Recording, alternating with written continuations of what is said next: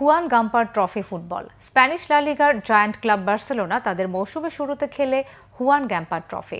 এক ম্যাচের সে লড়াই রবিবার ইতালিয়ান সেরিয়া লিগার ক্লাব কোমোর বিপক্ষে ৫-০ গোলে জয় শোধ করেছে হ্যান্সি ফ্লিকের দল।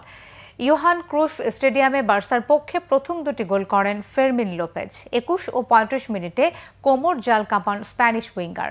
চলতি বছরের ব্যালন ডিওর জয়ের দৌড়ে প্রথম সারির প্রতিযোগী লামিনে ইয়ামাল ৪২ মিনিটে দলের পক্ষে তৃতীয় গোলটি করেন।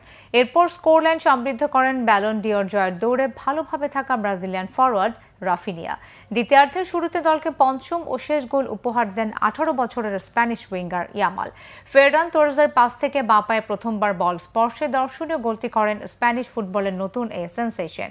হ্যান্সি ফ্লিকের কোচিংয়ে এর আগে প্রাক মৌসুম প্রস্তুতিতে দক্ষিণ কোরিয়া সফর করে বার্সা। ভিসেল কোবে ও এফসি সিউলকে হারানোর পর এই ম্যাচেও দারুণ জয় পেল কাতালান জায়ান্টরা। আগামী শনিবার মাঠে গড়াবে লা লিগার নতুন মৌসুম। পরের দিন মায়োর্কার বিপক্ষে শিরোপা ধরে রাখার মিশন শুরু করবে বার্সা।